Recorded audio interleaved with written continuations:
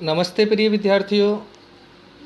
तो आज आप देख रहे हैं हिंदी से संस्कृत में अनुवाद के अभ्यास के लिए जो वाक्य दिए गए थे आपको दिनांक 23 अगस्त 2021 को असाइनमेंट आइकन पर आपने इनको देखा और अपनी नोटबुक में लिखा भी था।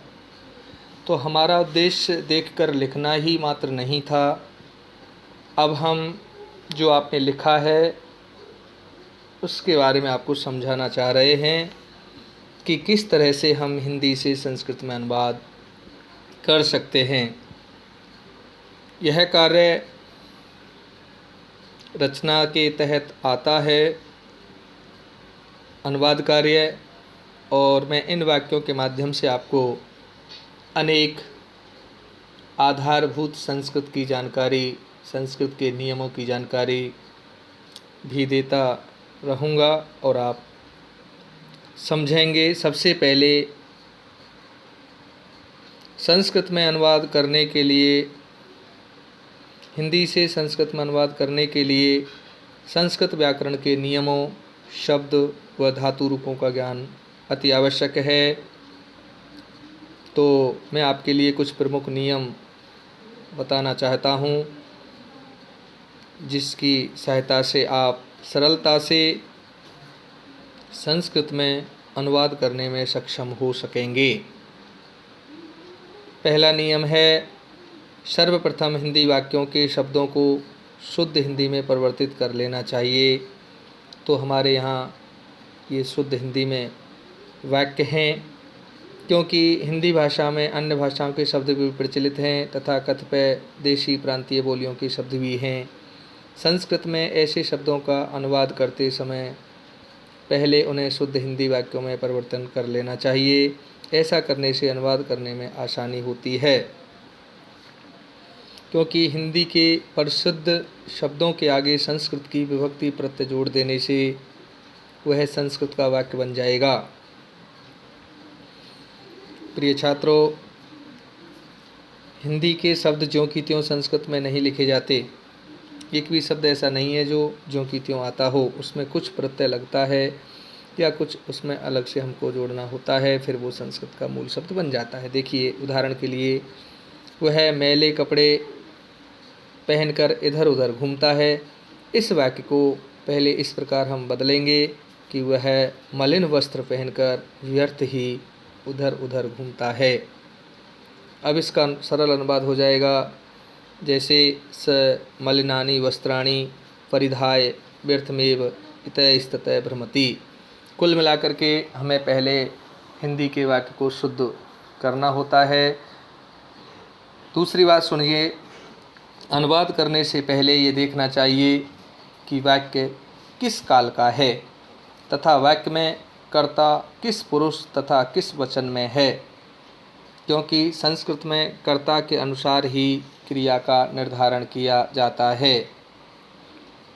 अगली बात, बच्चों, यह भी याद होना चाहिए कि संस्कृत में 3 वचन हैं, एक वचन, द्विवचन और बहुवचन, और 6 कारक माने जाते हैं: कर्ता, कर्म, करण, संप्रदान, अपादान और अधिकरण।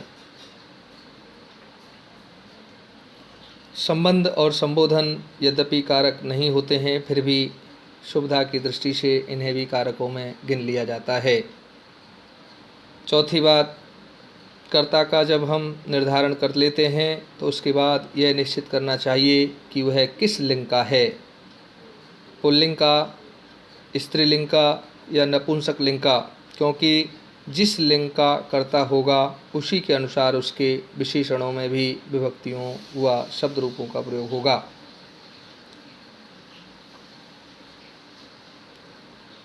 इस प्रकार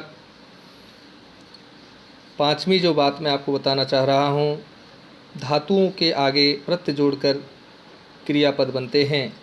इनका प्रयोग 3 पुरुषों में, प्रथम पुरुष, मध्यम पुरुष और उत्तम पुरुष तथा 5 लकारों में होता है। भिन्न भिन्न लकारों, पुरुषों और वचनों के अनुसार ही धातु से अनेक क्रियापद बनते हैं। कर्ता जिस पुरुष और वचन का होगा, क्रियापद भी उसी पुरुष और वचन की होगी। जैसे बालकः पठति, तो बालकः एक वचन है, पुल्लिंग है, तो क्रिया में भी हमने एक वचन के रूप में लगाई है। इस प्रकार अगला जो बिंदु है मैं आपको बताना चाहता हूँ। संस्कृत के सभी शब्द 3 वर्गों में विभाजित किए गए हैं। पहले शब्द नाम, यानी कोई संज्ञा या कोई सर्वनाम या कोई विशेषण, कोई क्रियापद और अव्ययपद। मतलब संस्कृत के जो शब्द हैं वो या तो नाम हैं, या वे क्रियापद हैं, या फिर वे अव्ययपद हैं। तो इस प्रकार ये ध्यान रखना चाहिए कि हमें प्रत्येक दशा में इन शब्दों की जानकारी हो। अगली बात मैं कहना चाहता हूँ, संस्कृत में अनुवाद करते समय शब्दों के रूप और धातुओं के रूप अच्छी प्रकार से ध्यान में होने चाहिए। सभी सर्वनाम शब्दों के रूप भी तीनों लिंगों में याद होने चाहिए। अगली बात जो आपको ध्यान से सुननी है, संस्कृत में विशिष्ट अर्थों में विभक्तियों का प्रयोग होता है, तो बच्चों को कारक की विभक्तियों का ज्ञान भी रखना बहुत आवश्यक है। प्रिय छात्रों, संस्कृत शब्दों के अंत में प्रत्यय लगाए जाते हैं, तो किन किन प्रत्ययों का प्रयोग किन कालों में होता है, यह ज्ञान भी आपको होना आवश्यक है। यह बात मैं फिर से बताना चाहता हूँ कि कर्ता में जो पुरुष और वचन होगा, क्रिया में भी वही पुरुष और वचन होता है। यदि कर्ता प्रथमा विभक्ति का है तो विभक्ति के अनुसार ही उसके प्रयोग किए जाते हैं। एक बात और हम आपको बताना चाहते हैं, संस्कृत में देशों के नाम का प्रयोग हमेशा बहुवचन में होता है, क्योंकि जहाँ के निवासियों के नाम पर ही वो देश जाना जाता है। एक स्थिति होती है जब वाक्य में एक से अधिक विभिन्न पुरुषों के कर्ता होते हैं, तो वहाँ क्रिया का निर्धारण अंत के कर्ता के अनुसार किया जाता है। यदि वाक्य में प्रथम, मध्यम और उत्तम पुरुष के कर्ता का प्रयोग किया गया हो तो क्रिया उत्तम पुरुष के अनुसार ही प्रयोग होती है। यदि वाक्य में उत्तम पुरुष नहीं होगा तो क्रिया फिर मध्यम पुरुष की होगी, और मध्यम पुरुष भी नहीं होगा तो फिर प्रथम पुरुष में ही होगी। अगली बात, एक वचन कर्ता पद के लिए एक वचन की क्रिया का प्रयोग होता है। जब अनेक कर्ता विभिन्न वचन के होते हैं तो क्रिया जो है क्रिया के पास वाले कर्ता के अनुसार आती है। और एक बात ध्यान रखना है कि किसी वाक्य में 2 या 2 से अधिक विभिन्न पुरुषों के कर्ता पद हों तो वचन और रूप में क्रिया जो है पास वाले कर्ता के अनुसार ही लगाई जाती है। इस प्रकार आप सभी जानते हैं कि जहाँ तक लिंग का संबंध है, आप जानते हैं पुल्लिंग और स्त्रीलिंग और नपुंसकलिंग, ये तीनों लिंग होती हैं, और इन लिंगों के अनुसार ही हम क्रिया का प्रयोग भी करते हैं। और सबसे पहले आपको ध्यान कारक प्रकरण पर भी रखना होगा, और आपने कारकों को हिंदी में भी समझा है। तो आइए हमारे द्वारा दिए हुए हिंदी से संस्कृत अनुवाद पर हम ध्यान देते हैं। पहला वाक्य है तुम कौन हो।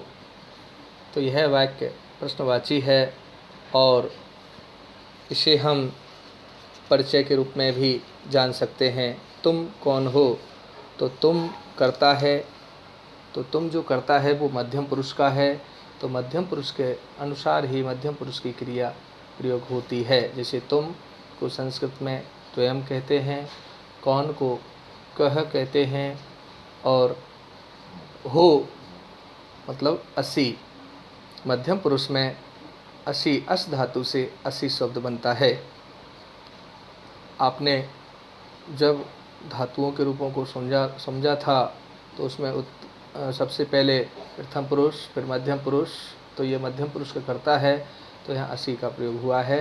तुम कौन हो, तो यम कह असी। अगला, तुम्हारा क्या नाम है, तो ये भी सर्वनाम शब्द है। तुम्हारा नाम है तुम्हारा, तो तुम्हारा की संस्कृत होती है तव, क्या की किम।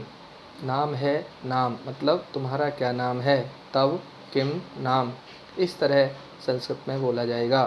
अगली बात, तुम्हारी माता का क्या नाम है, तो तुम्हारी शब्द का संस्कृत शब्द है तव, माता का संस्कृत शब्द है मातु, और माता का तो यहाँ संबंध कारक है, तो यहाँ संबंध है षष्ठी विभक्ति, यानी माता शब्द में षष्ठी विभक्ति का प्रयोग किया गया है। तुम्हारी माता का, अब क्या के लिए किम, और नाम है का नाम।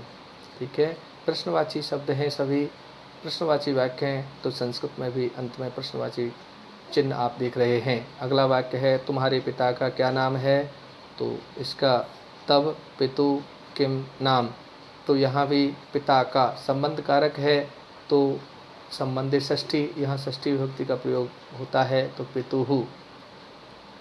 पितुहु से अर्थ निकलेगा पिता का। तुम्हारे पिता का क्या नाम है, तब पितु किम नाम। तुम किस नगर में रहते हो, तो यहाँ जो कर्ता है वो मध्यम पुरुष का ही है, इसलिए मध्यम पुरुष के अनुसार ही क्रिया हम देखते हैं। अब देखो, तुम किस नगर में रहते हो, तो तुम हो गया कर्ता और नगर हो गया कर्म और रहना होती है क्रिया, तो इसके अनुसार यहाँ संस्कृत में वाक्य बनेगा त्वयं कस्मिन। अब किसकी संस्कृत होती है कस्मिन। अब नगर में, तो नगर में अधिकरण कारक है ना, आप जानते हैं मैं पर, तो नगर में अधिकरण कारक देख रहे हैं, तो अधिकरण कारक में षष्ठी विभक्ति सप्तमी विभक्ति होती है, तो नगर से क्या बन गया नगरे। त्वम कस्मिन नगरे निवससि, तो त्वम मध्यम पुरुष का कर्ता है, इसलिए निवससि सी का प्रयोग यहाँ आप देख रहे हैं क्रिया के साथ प्रत्यय में। अगला वाक्य है, तुम्हारे विद्यालय का क्या नाम है। तुम्हारी का संस्कृत शब्द है तव, विद्यालय का, तो विद्यालय का यानी संबंध कारक है, तो संबंधी षष्ठी, षष्ठी विभक्ति का प्रयोग हुआ है। विद्यालय का मतलब विद्यालयस्य, अश्य प्रत्यय लगता है षष्ठी में, तो विद्यालयस्य किम नाम, क्या नाम है। अगला वाक्य आप देख रहे हैं, तुम किस कक्षा में पढ़ते हो, तो त्वम कस्मिन कक्षायाम, सप्तमी, क्योंकि अधिकरण कारक है कक्षा में, तो कक्षा में शब्द में सप्तमी विभक्ति का प्रयोग है। त्वम कस्मिन कक्षायाम पठसी, तो सी लगा हुआ है पठ के साथ, क्योंकि तुम मध्यम पुरुष का करता है, तो मध्यम पुरुष की क्रिया ही हम यहाँ लगा कर देख रहे हैं। तुम्हारे मित्र कहाँ हैं, तुम्हारे जो है वो भी मध्यम पुरुष का करता है, और तुम्हारे का संस्कृत शब्द होता है तब। मित्र बहुवचन में पूछा गया, तुम्हारे मित्र कहाँ हैं, एक वचन नहीं है, बहुवचन है मित्र, तो मित्र का बनेगा मित्राणि, और कहाँ के लिए संस्कृत शब्द होगा कुत्र। हैं बहुवचन है, इसलिए संति क्रिया का रूप बना है, तो तव मित्राणि कुत्र संति। अब अगला वाक्य हम देखते हैं, तुम्हारे घनिष्ठ मित्र का क्या नाम है, तव घनिष्ठ मित्रस्य किम नाम, मतलब तुम्हारे घनिष्ठ मित्र का क्या नाम है, तो मित्र का संबंध कारक है, तो यहाँ मित्रस्य मित्र शब्द में षष्ठी विभक्ति का प्रयोग हुआ है, तो हम तब घनिष्ठ मित्रस्य किम नाम। अगला वाक्य आप देख रहे हैं, क्या तुम प्रतिदिन विद्यालय जाते हो, तो संस्कृत में आपने देखा प्रश्नवाची शब्द से स्टार्ट वाक्य है, इंट्रोगेटिव सेंटेंस हैं सारे ही। क्या तुम प्रतिदिन विद्यालय जाते हो, तो क्या की संस्कृत पहले हमने लिखी है किम, अब हमने लिखा है कर्ता, कर्ता मध्यम पुरुष का है त्वयं। प्रतिदिन अव्यय शब्द है, तो प्रतिदिन से बना प्रतिदिनम, और विद्यालय में विद्यालय, विद्यालय में कर्म कारक है तो कर्म में द्वितीय विभक्ति आती है, इसलिए विद्यालयम। अब जाते हो तो गच्छसि, गच्छसि शब्द मध्यम पुरुष कर्ता के अनुसार आता है, शी थ बनता है ना, आप जानते हैं, तो सी आएगा। अब अगला आप देख रहे हैं वाक्य, तुमने फल खाए, त्वयम फलानी खाए, किस काल का है? यह आप जानते हैं कि ये भूतकाल का वाक्य है, लंग लकार का है, तो लंग लकार में क्रिया से पहले उपसर्ग के रूप में ए लगाते हैं। तो तुमने फल खाए, तो त्वयम, अब फल जो है बहुवचन है, क्योंकि खाए जो है ना, खाया नहीं है, खाए लिखा हुआ है, तो फल को बहुवचन माना तो फलानी बना, फलम फले फलानी, इस तरह खाए का होगा एखाद। प्रिय छात्रों, फिर मैं आपको बताना चाहता हूँ, सबसे पहले हम वाक्य को देखते हैं किस काल का है। तो ये हमने जाना कि यह भूतकाल का है, तो भूतकाल की क्रिया का प्रयोग यहाँ किया जाएगा। तो त्वयम फलानी एखाद, ठीक है, विसर्ग के साथ हमने प्रयोग यहाँ किया है। अब देखिए, मैं बाजार गया, ये भूतकाल की बात है, गया। जिन वाक्यों के अंत में या है ना, या था ऐसा आता है, वो भूतकाल के माने जाते हैं। मैं बाजार गया, तो मैं के लिए अहम, और अहम जो करता है वो उत्तम पुरुष एक वचन का है, तो अहम। बाजार को संस्कृत में कहते हैं आपन, आपनम लिखा है। आपनम क्यों लिखा है? क्योंकि बाजार कर्म है, तो कर्म में द्वितीय विभक्ति का प्रयोग होता है, अहम आपनम। अब गया के लिए हम बोलेंगे एगच्छम, यानी गच्छ माने जाना, और ए के साथ उसका प्रयोग करके हमने एगच्छम लिखा। अब देखिए, ये कुछ ऐसे वाक्य हैं जो आप पढ़ते रहते हैं। सदा सत्य बोलो, सदा सत्यम वद। तो सदा जो शब्द है उसको संस्कृत में भी सदा ही मानते हैं, और सत्य यहाँ कर्म है, तो कर्मणि द्वितीया, यहाँ कर्म की विभक्ति का लोप है। हम इसको इस तरह भी जान सकते हैं, सदा सत्य को बोलो, तो का की को जो है ना, कर्ता ने कर्म को, तो सत्य के साथ सत्यम हुआ, और बोलो के लिए संस्कृत वर्ण हुआ वद। अगली बात आप देख रहे हैं, झूठ मत बोलो। झूठ को संस्कृत में मिथ्या कहते हैं, और मत को कहते हैं माँ, माँ, और बोलो वद, झूठ मत बोलो। इस वाक्य का संस्कृत अनुवाद होगा मिथ्या माँ वद। अगला वाक्य आप देख रहे हैं, हमारे देश का नाम भारत है, तो हमारे का संस्कृत होगा अस्माकम, देश का देशस्य, नाम भारत है, नाम भारतः इति, अस्माकं देशस्य नाम भारतः इति। ठीक है। अब हम देखते हैं, हमें अपने देश पर गर्व है। अब हमें जो है वो कौन सा कारक करता है, आप जानते हैं, यह उत्तम, मध्यम और तीसरा जो पुरुष है वो कौन सा माना जाएगा? प्रथम। आप जानते हैं संस्कृत में पुरुष 3 होते हैं, प्रथम पुरुष, मध्यम पुरुष और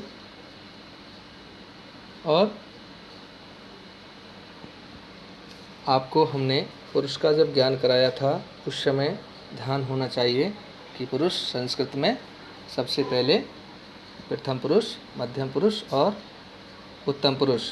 तो ये उत्तम पुरुष का करता है और बहुवचन का है। तो हमें अपने देश पर गर्व है, तो वयम स्वदेशे गर्वम कुर्मः। आज अवकाश का दिन है, तो इसको हमने देखा, आज का संस्कृत वर्ड होगा अद्य अवकाश का, अवकाशस्य दिवसः अस्ति, अद्य अवकाशस्य दिवसः अस्ति। अगला जो वाक्य है, रविवार अवकाश का दिन होता है, तो रविवासरः अवकाशस्य दिवसः। इस तरह संस्कृत में जो हिंदी के वाक्य हैं उनका रूप हम बदल कर लिख सकते हैं। आगे देखते हैं, पेड़ों पर फल हैं, पेड़ों पर फल हैं, तो करता है पेड़ हैं, और उसमें जो विभक्ति चिन्ह है वो है पर। तो पर से हमने जाना कि ये अधिकरण कारक का परसर्ग है, इसलिए यहाँ अधिकरण के अनुसार सप्तमी विभक्ति लगेगी। तो पेड़ों पर की संस्कृत में होगा वृक्षेषु, वृक्षेषु। अब फल हैं तो कोई एक फल नहीं है, अनेक फल हैं, बहुवचन है, तो फलानि सन्ति। फिर अगला है पत्ते गिरते हैं, ठीक है, तो पत्ते बहुवचन है, पत्राणि। गिरते हैं बहुवचन, गिरना, पतन्ति, ठीक है, तो पत्ते गिरते हैं, पत्राणि पतन्ति। अब सूरज उगता है, तो सूरज जो शब्द है वो एक वचन है, और उसके लिए हमने प्रयोग किया सूर्य उगता है, उदीयति। ये जो है वर्तमान काल का लिट लकार का वाक्य है, तो उसमें हमने उदीयति क्रिया का रूप किया है। प्रातःकाल मनोरम है, तो प्रातः मनोरमः अस्ति, वह प्रातः भ्रमण के लिए जाता है। तो यहाँ ध्यान देना है, वह पुल्लिंग शब्द है, क्योंकि जाता है क्रिया से हमें बोध हुआ है कि वह पुल्लिंग शब्द है, तो वह की संस्कृत होती है सह। प्रातः का मतलब प्रातः है। अब भ्रमण के लिए, तो के लिए जो चिन्ह होता है वो संप्रदान कारक का होता है, और संप्रदान में चतुर्थी विभक्ति होती है, संप्रदान चतुर्थी, ठीक है। तो भ्रमण के लिए की संस्कृत होगी भ्रमणाएँ। अब जाता है एक वचन है और लिट लकार भी है, तो गच्छति, स प्रातः भ्रमणाएँ गच्छति, ऐसा हम प्रयोग करते हैं। अगला वाक्य आप देख रहे हैं, प्रातः भ्रमण स्वास्थ्य के लिए लाभकारी है, तो प्रातः भ्रमणम। अब यहाँ भ्रमणम आया क्योंकि यह कर्म कारक माना गया है, तो प्रातः भ्रमणम स्वास्थ्य के लिए, तो स्वास्थ्य की चतुर्थी विभक्ति होती है, स्वास्थ्य की कोई शब्द रूप नहीं है, इसलिए हेतु लगाया है। हेतु का अर्थ भी के लिए होता है, तो हेतु स्वास्थ्य हेतु मतलब स्वास्थ्य के लिए। लाभकारी का शब्द का जो संस्कृत पद है वो होता है लाभप्रदम, और है का बनता है अस्ति। इस प्रकार आपने देखा कि संस्कृत में हमने जो अनुवाद किया उसमें सबसे पहले लकार को जाना, फिर कर्ता के रूप को जाना, फिर कर्ता की लिंग को समझा और उसके वचन को समझा, और उसी के अनुसार हमने यहाँ क्रियाओं का प्रयोग देखा है। तो प्रिय छात्रों, आप इन हिंदी के शब्दों को शुद्ध रूप में पढ़ते हुए वाक्य को बोलें, और संस्कृत के अनुवाद में दिए हुए वाक्य को भी बोलकर हमें ऑडियो या वीडियो माध्यम से शुद्ध उच्चारण के साथ आप हमें भेज सकते हैं। एक बार हम सभी वाक्यों का उच्चारण करते हैं। तुम कौन हो? त्वम कः अस्ति। तुम्हारा क्या नाम है? तव किम नाम। तुम्हारी माता का क्या नाम है? तव मातुः किम नाम। तुम्हारे पिता का क्या नाम है? तव पितुः किम नाम। तुम किस नगर में रहते हो? त्वम कस्मिन् नगरे निवससि। तुम्हारे